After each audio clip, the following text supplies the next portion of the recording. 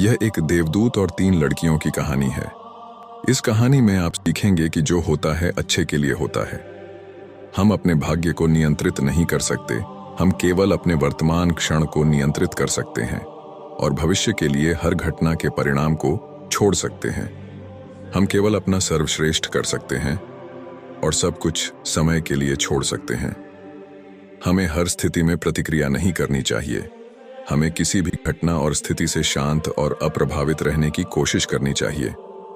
हम अपने भविष्य को नियंत्रित नहीं कर सकते हैं, इसलिए हमेशा वर्तमान क्षण में जीने की कोशिश करें और याद रखें, जो होता है अच्छे के लिए होता है।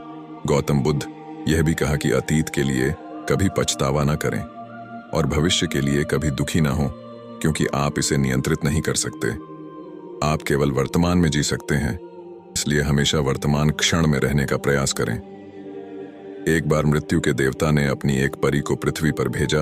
एक स्त्री मर गई, उसे उसकी आत्मा को लाना था। देवदूत आया, लेकिन वहां की स्थिति देखकर असमंजस में था।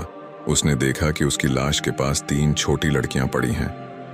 एक अब भी उस औरत की छाती से लिपटा हुआ है, दूसरा फूट फूट कर रो रहा है और तीसरा रोते रोते सो गया है। उसकी आंखों के पास आंसू सूख चुके हैं। नन्हे नन्हे तिनके मां मर चुकी है, परिवार में और कोई नहीं।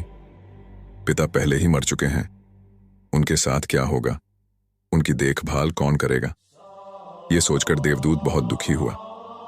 सो वह खाली हाथ लौटा और अपने मुखिया के पास गया और कहा कि मैं उस स्त्री की आत्मा नहीं ला सका, मुझे क्षमा कर दो। लेकिन आप स्थिति नहीं जानते, अगर आप मेरी जगह होते तो शायद ऐसा ही करते कि उस महिला के छोटे छोटे 3 बच्चे हैं।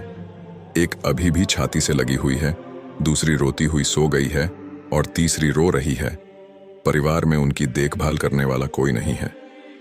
ऐसी स्थिति देखकर मेरा उस महिला का दिल नहीं पसीजा। क्या ऐसा नहीं हो सकता कि महिला को कुछ और समय दिया जाए ताकि लड़कियां बड़ी हों? यह सुनकर मृत्यु के देवता जोर से हंसे और कहा कि तुम उस भगवान से भी ज्यादा समझदार हो गई हो, जिससे तुम्हें जीवन और मृत्यु मिलती है, जिसकी इच्छा से तुमने बहुत बड़ा पाप किया है और तुम्हें इसकी सजा मिलेगी। और सजा यह है कि तुम्हें धरती पर फेंक दिया जाएगा और तुम तब तक वापस नहीं आ सकते जब तक तुम अपनी इस मूर्खता पर 3 बार हंस न लो। सही तो फिर हंसने का मौका ही क्या? फरिश्ता जमीन पर पटक दिया। ठंड का मौसम था, वह एक सड़क के किनारे नंगा पड़ा था। उसी समय एक मोची कुछ पैसों का इंतजाम करके वहां से गुजरा। वह ठंड के मौसम में अपने बच्चों के लिए गर्म कपड़े और कंबल लेने बाजार जा रहा था। रास्ते में उसने देखा कि एक नंगा आदमी ठंड से ठिठुर रहा है, तो उसे उस व्यक्ति पर तरस आया और उसने अपने बच्चों के लिए गर्म कपड़े और कंबल खरीदने के बजाय उस नग्न देवदूत के लिए कपड़े और कंबल खरीदे। उस नग्न व्यक्ति ने कहा कि उसके पास परिवार और आवास नहीं है। इस भयानक ठंड में मैं क्या करूंगा? मोची ने कहा कि चिंता मत करो, मेरे साथ मेरे घर में रहो, लेकिन ध्यान रखना कि जो पैसे मैं अपने बच्चों और पत्नी के कपड़ों के लिए लाया था, उनसे मैंने तुम्हारे लिए कंबल और कपड़े खरीदे और अब मैं तुम्हें भी घर ले जा रहा हूं। इसलिए मेरी पत्नी को होना चाहिए गुस्सा और शायद अच्छा या बुरा कहें, लेकिन चिंता ना करें, थोड़े दिनों में सब ठीक हो जाएगा। मोची उस फरिश्ते को लेकर घर पहुंचा। मोची को पता भी नहीं था कि जिसे वह अपने साथ ले जा रहा है वह एक फरिश्ता है, और न ही पत्नी को पता था कि जो आया वो देवदूत था, जिसके आते ही घर में खुशियों का सैलाब आ जाएगा। जैसे ही मोची देवदूत को लेकर घर पहुंचा और सारी घटना अपनी पत्नी को बताई, पत्नी गुस्से से आग बबूला हो गई। उसने अपने पति पर गोली चला दी। उसने बहुत अपशब्द कहे, वह बहुत चिल्लाई। उस दिन देवदूत पहले हंसा। मोची ने पूछा, क्या बात है, आप क्यों हंसते हैं? देवदूत ने कहा, जब मैं 3 बार हंसूंगा तो हंसने का कारण भी बता दूंगा। परी पहली बार हंसी क्योंकि उसे लगा कि मोची की बीवी देख नहीं पा रही है कि परी घर में आ गई है। उसके आते ही घर में खुशियों के दरवाजे खुल जाएंगे, पर इसमें उसका कसूर भी नहीं था। कितनी दूर तक एक आदमी देखा जा सकता है? उसे बस इतना ही दिखाई दे रहा था कि बच्चों के कपड़े और कंबल गायब हो गए हैं। वह देख सकती थी कि क्या खोया था, लेकिन वह नहीं देख सकती थी कि उसे क्या मिला। तो देवदूत हंसा, उसे बेवकूफ लगा। पत्नी भी नहीं देख सकती कि क्या हो रहा है, क्योंकि वह देवदूत था। उसने 10 दिन में मोची का सारा काम सीख लिया।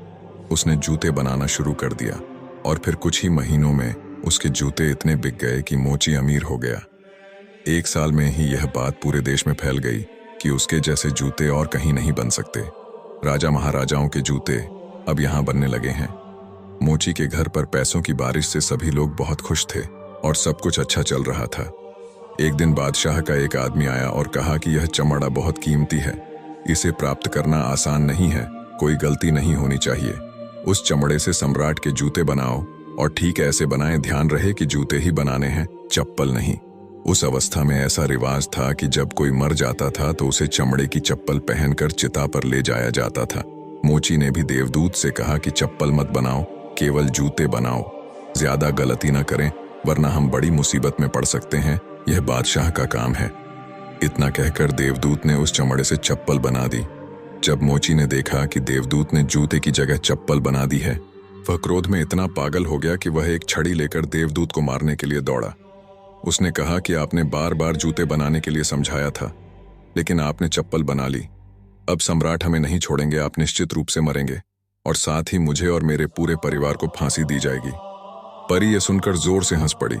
उसी समय पीछे से बादशाह का आदमी दौड़ता हुआ आया और कहा कि जूते मत बनाओ, चप्पल बनाओ, क्योंकि सम्राट मर चुका है। यह सुनकर मोची के हाथ से छड़ी छूट गई और उसने परी के पैर पकड़ लिए और कहा कि मुझे माफ कर दो, मैंने तुम्हें मारा, मैंने बहुत बड़ी गलती की। देवदूत ने कहा कोई बात नहीं, मैं अपनी सजा काट रहा हूं। मोची ने उससे पूछा कौन सी सजा और तुम क्यों हंस रहे हो? देवदूत ने कहा जब मैं 3 बार हंसूंगा तो मैं सब कुछ बता दूंगा, भविष्य अज्ञात है और उसके अलावा भगवान को कोई नहीं जानता आगे क्या होगा, और इंसान वैसे भी अपने पिछले अनुभवों के आधार पर फैसले लेता है। बादशाह जिंदा होता तो जूतों की जरूरत होती और मरता तो चप्पल। फरिश्ता फिर हंसा, यह सोचकर कि हमें भविष्य का पता नहीं और हम कामना करते रहते हैं, अनुमान लगाएं जो पूरी तरह से व्यर्थ हैं। हम चाहते हैं कि ऐसा हो, लेकिन ऐसा कभी नहीं होता, पर होता कुछ और ही है। किस्मत हमसे बिना पूछे ही चलती है, लेकिन हम बेवजह शोर मचाते रहते हैं। हमें चप्पल चाहिए, लेकिन हम जूते बनाते हैं। मरने का समय है, लेकिन हम जीवन को व्यवस्थित करते हैं। तो देवदूत को पता चलता है कि उसे क्या पता कि उन लड़कियों का भविष्य क्या होगा। मैंने बेकार में टोका। यह सब सोचकर देवदूत हंस पड़ा, उसकी मूर्खता पर जोर से। इसी तरह कुछ सालों बाद तीसरी घटना घटी। देवदूत मोची की दुकान पर बैठकर जूते बना रहा था। तभी वहां एक बूढ़ी औरत के साथ 3 जवान लड़कियां आईं। उन तीनों की शादी होने वाली थी। वे अपने जूतों का नाप देने आईं।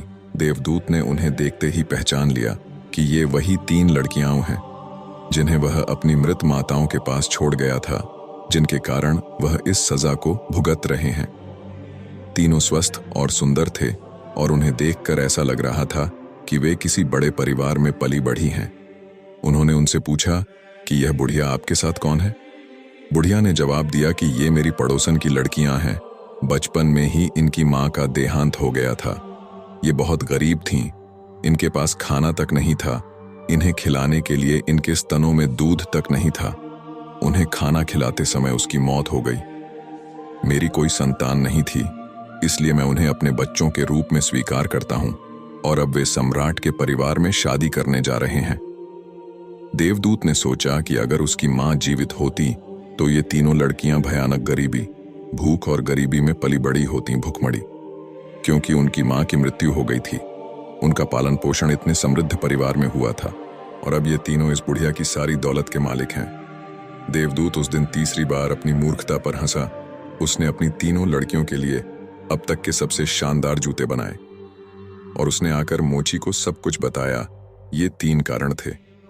मैं हंसा, ये मेरी गलती थी, जिसके लिए मैं दंडित। अब समझ आया कि नियति सबसे बड़ी है और हम उतना ही देख सकते हैं जितना देख सकते हैं, और हम केवल उतना ही देख सकते हैं जितना हम देख सकते हैं, और हम सटीक भविष्यवाणी नहीं कर सकते कि हम क्या देख सकते हैं कि क्या होने वाला है। मैं अपनी मूर्खता पर 3 बार हंसा हूं। मेरी सजा हो गई, सो अब मैं जाता हूं। और देवदूत चला गया। दोस्तों, इस कहानी से सीखने वाली बात यह है कि आज जो घटना घटी है उसे देखकर हम यह निर्णय नहीं कर सकते कि यह घटना हमारे लिए अच्छी है या बुरी। इसका उत्तर भविष्य के गर्भ में ही छिपा है। इसलिए हर अच्छी या बुरी घटना पर प्रतिक्रिया देना व्यर्थ है। जो हो रहा है उसे देखने का हमें केवल प्रयास करना है। गौतम बुद्ध अपने उपदेशों में यही कहते हैं, न अतीत का पछतावा न भविष्य की चिंता, बस आज और इस पल में जियो और इसके साथ एक हो जाओ। यही एकमात्र तरीका है अपने आप को उन सभी चिंताओं से मुक्त करने का जिनका परिणाम आपके नियंत्रण में नहीं है।